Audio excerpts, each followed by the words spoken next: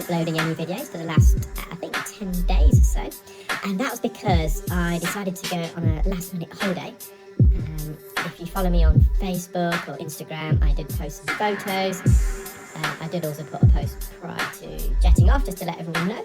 I think I also put a post up on the YouTube community section as well. It was very last minute, so sorry I wasn't able to give any advance notice. I know some of you have been a bit concerned and have sent in a few emails asking how I am, but no, it was fine. I just went with some family to India. Their flights and holiday was pre-booked a while back, and I was just too busy to go, but last minute I thought, why not? And I rearranged my work diary and I jetted off and had a wonderful time. I got back yesterday, so I thought I'll upload a video for you guys today. I'm back fully at work tomorrow. Went into clinic this afternoon just to catch up with some admin, well, a lot of admin. And so this is a patient that I saw a few weeks ago prior to going on my holidays. This is here, got a fully blocked left ear here. This wax is really impacted. And we're just extracting this more deeper wax now through the outer third. So this wax originally was in the latter third of the ear canal, and we are now in the outer third. And we know that because we can see the hair strands here. So these hair strands, they should only be located on the outer third. So we dragged it forward, but it's just got trapped in between the first and second band. We call that the isthmus. So I've reverted to the new rye ear hook. So this differs from the normal ear hook that I use, and so that the tip is more tapered, so we can embed into the wax. It's more thinner as well, so it can glide in between the wax plug and the canal wall. And here I'm just using the new rye correct. So again, it differs to the normal Jobson horn that I previously used.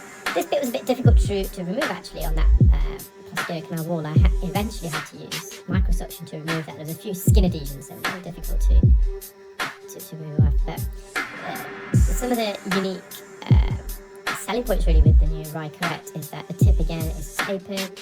There's an arc. You may be able to see it slightly there, but the arc of the correct mimics the curvature of the ear canal. I've just used it in the opposite direction here actually to get a bit more leverage.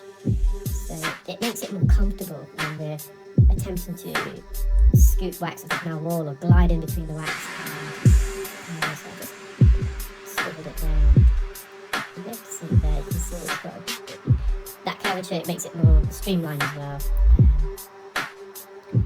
But ultimately it's a lot more comfortable. And an additional change I've made with the rye correct, the normal Jobson horn that I use is it's round, it's circular. You can get some oval shaped ones, and they're pretty good because you've got more leverage, you've got more depth with it, but it just hasn't got that surface area because it is because it's more oval, it's more narrower and longer.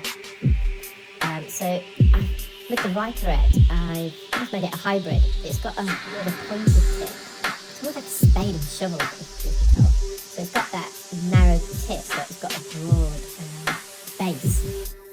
And so it does the job of both the round Jobson horn and the oval.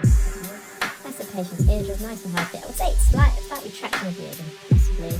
This ear is a bit more retracted, the right side. When we say retracted, we mean the eardrum is sucked inwards, and that's typically due to an obstruction of the eustachian tube. So the eustachian tube is a narrow orifice connecting the middle ear, which is the cavity behind the eardrum, up in the nose, nasopharynx.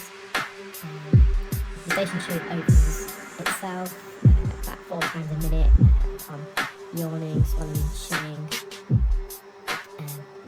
In fact, I've got a blocked eustachian tube at the moment, so mine's not fully opening. And that was because whilst I was away, in India, certain parts, the air quality is not great, especially in Mumbai, and developed a bit of a nasal obstruction of my left nasal passage, which has caused a bit of inflammation of the eustachian tube. So I can feel the side walls of the eustachian tube actually rubbing together, so it's making a bit of a crackling noise occasionally when I swallow, yawn, and chew.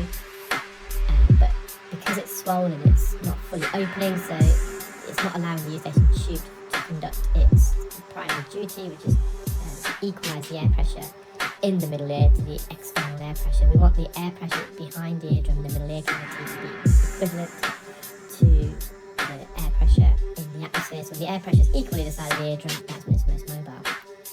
So in this patient, more so on the right side, you'll see it. To get this wax out, again, it's quite large, this wax. I'm just trying to tease it out.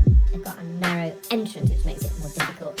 Similar to the left side, you know, as we make reference to the left ear, I've managed to extract the deeper wax away from the eardrum, but it got trapped in this section here, the isthmus. So the isthmus, the medical definition, is just a narrowing of a body part, an orifice.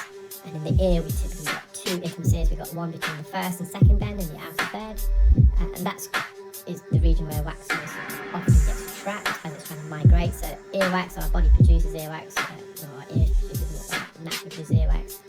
And this earwax is naturally recycled by the ear. So old earwax is discarded and replaced with fresher earwax. And the older earwax is full of dust, dirt, pollen that's entered the ear, it's stuck to the wax. But as it's migrating outwards in a conveyor belt motion, if you've got a really narrow part of the ear canal like this patient has here, it prevents the old wax from fully migrating. So the newer wax, as that's then trying to migrate, that gets built up behind and you get this natural build-up of wax. And then there's a second narrowing just about half a centimetre away from the eardrum, where the ear canal narrows towards the eardrum, it widens again, and there's an isthmus there. So we've just got this final bit of wax trapped, so this is just at the first bend. So the endoscope's not actually in the ear here, it's being held external to the ear. I'm just going to wriggle this through. So just by the colour of the wax, it's quite dark, it's oxidised, we know it's been there for a while. Slowly but surely, I'm just going to tease this out. There's a bit of staining.